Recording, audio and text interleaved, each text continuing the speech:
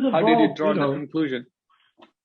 Yeah, you know that I was involved in a whole bunch of different things, where I was the center and Right. the number one player in those things. Satsvarupa never ever used my quotes for what happened with things like Rath Yatra in 1970 that I was 100% in charge of and did everything about. But what he did was he quoted Tamal, who's in Los Angeles with Srila Prabhupada, describing what I was doing, even though Tamal really didn't have any idea what I was doing, except for what people told him. So, and I checked out all these other things. Everything he did was to establish the 11 gurus as the authority, and everybody else either supported him or was left out. I was never against them all. It's just that I wasn't a guru, so therefore I couldn't be an authority. Only gurus could be authorities. Does that make sense? Hello?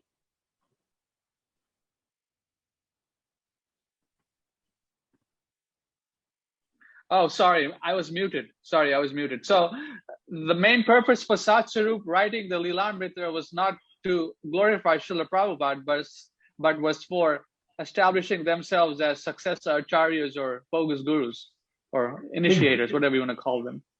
Precisely. That's exactly what it was for. Because if you read it, I mean, they did hundreds of hours of tapes of different devotees. Practically none of that got into the Lilamrita. And Satsvarupa made up tons of stuff just out of his imagination. I started reading it, and I skipped through it here and there, but I never read it further after he says, Abhay Charan was walking down the road and he saw a dog that was covered with fleas or disease, and he was thinking, oh yes, that is the condition. And I mean, who the hell is he to define what Prabhupada was thinking? Right. If you look at the Lilamrita and go through it, you'll see that it's all his, but remember, he's a guru, so he can do no wrong. He can't make a mistake because he's supposedly on the same level as Prabhupada. So whatever he writes has to be accepted as the truth. Wow. Even though he's making it up, is rather bad, ill-worded fiction. Yeah,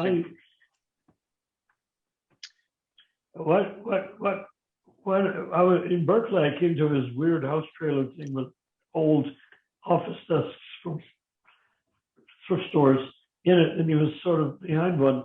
I came up these steps, and he looked at me, and he said resignedly, I imagine you are here, I guess you are here about the Lilamrita. I didn't say a word about I just said Hare Krishna, but on my humble basis is like that. You must be here about the Lilamrita. I looked at him sardonically and I said, oh, I see. There must have been many people coming before me, if that's how you think, why you think I came. And so that went into a whole conversation until he got to the part where I said, you know, Satsvarupa, I did come to take fault with your Lilamrita because I think I have a degree in English literature. I know all the rules of authorship. I know the rules of everything. And I said that you made your story, etc. I will say the greatest thing that you actually accomplished was that you got all of those tapes, hundreds of tapes of firsthand recollections by devotees and the transcripts, tapes and transcripts, so that at some point, someone else can look at those, listen to those tapes and read those transcripts with a cool state of mind and write a real history of Srila Prabhupada. Wow. I said you told him that. Wow. Right he must to have his been face. shocked. Right. Well, he's very Cringing, tall, probably. but he was sliding down in his chair until practically his nose was touching the desk. And I said, this is after some conversation, then I said, you do have the tapes and the transcripts, don't you? I figured they should be in a, like where they keep, valuable jewels in Switzerland or something of that sort, Right. He looked at me sort of like desperately and pitifully at the same time. I said, I sat up straight, practically in a mood of a person to execute the person I'm talking to. And I said, you do have those, don't you? Where are they? I said, in that sort of, my Mars and Saturn voice. What did he say? He said, he started stammering. He said, well, the Prabhus put them in a shed at Gita Nagri. And I said, yes. And the shed burned down. Oh my God. Krishna. So I sat up. I stood up 1 inch from killing him. Wow. Which might have not been such a bad idea. But anyhow, I stood and I looked at him ferociously and I started to go out because there was nothing else to say.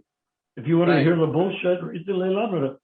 So I looked at him and I said, I see you have taken the precaution of being the only biographer of Srila Prabhupada. Oh, I see what you're saying.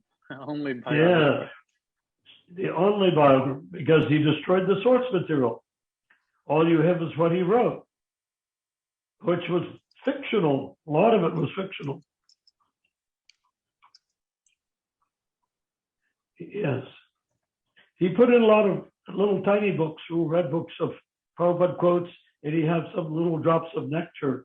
When I started reading the little drops of nectar, I realized they were vicious. So I began to call the books little drops of poison. Wow, wow. So I left there and I realized that things were irretrievably bad. Very bad. What year was this? Narayan Prabhu, you remember? Right after Srila Prabhupada left? 78, 79? No. It's sometime in the 80s. It took him 2 years just to collect, at least 2 years from when he started to do the project, which was probably 81 or 82. It took him a couple of years. He had this guy with a mustache that used to work for the CIA, going around and recording everybody. He made I think like 4 hours of recording of my recollections of Srila Prabhupada. What do you mean 4 hours of recording? Well, I sat there and talked into the microphone for 4 hours. Oh, for you. You're just me. Can you imagine other people had even more association than I did? What they could have done? There were hundreds of tapes. Hundreds of tapes. Wow. Hundreds of tapes. Wow.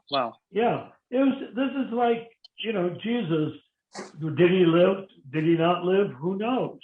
There's no real proof that he existed and no real proof that he didn't exist. And what about the Gospels? They were written 75 years after he was gone. Back in those days, 75 years was like 2 lifetimes, Mm-hmm. Right. You keep going down that path and you realize there's nothing. There's nothing to establish Jesus was actually present. You talk about the different Gospels, and then you go to the Council of Nicaea, it's all chopped and butchered all the way down. So that's what Satsvarupa, a Catholic, did to his Wow. the Gospels of Srila Prabhupada. Instead of 4 disciples writing 4 Gospels, you had hundreds of disciples writing Gospels. Wow. Yeah. And he allowed them to be destroyed. This Satsvarupa, and you think he purposely burned it up? I'm sorry? You think he purposely burned the transcripts and the tapes and all that? You think so? Oh, well, he said that the Prabhus, meaning his disciples,